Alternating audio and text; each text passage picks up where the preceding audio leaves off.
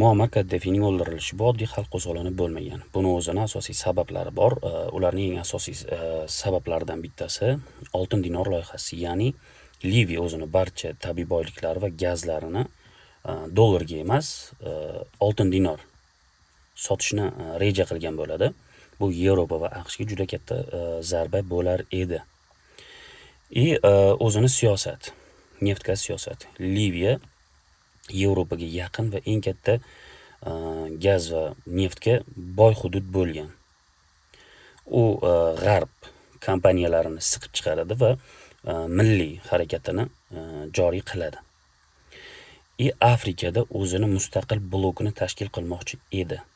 Bu AQSh va NATOga juda xavfli bo'lgan, chunki g'arb va Yevropa va Amerika hududni bo'lib boshqarishni xohlagan. Uni o'ldirilishda asosiy harakat sababchilari bo'lganlar bu Velika Britaniya, Buyuk Britaniya, Amerika va Fransiya edi.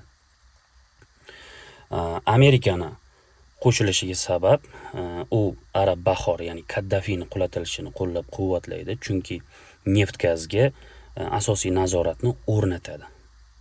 Amerika qo'llab-quvvatlaydi. Fransiyani qo'llab-quvvatlashi Liviyada Fransiya frankini joriy qilmay qo'ygan edi. Bu mustamlakachilikdan keyingi Fransiyaning eng kuchli quroli bo'lgan.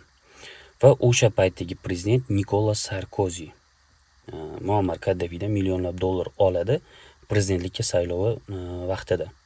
Va buni oshkor bo'lishidan qo'rqadi va eng katta bosimni Fransiya tomonidan bo'ladi. Muammar Kaddafi o'ldirilishi 2011-yilda Muammar Kaddafining karvoniga AQSh va NATO zarba beradi va Muammar Kaddafini chalajon holatda, ya'ni yaralangan holatda qo'zg'olon ko'targan xalqning qo'liga topshiradi va xalq toshbo'ron qilib o'ldiriladi.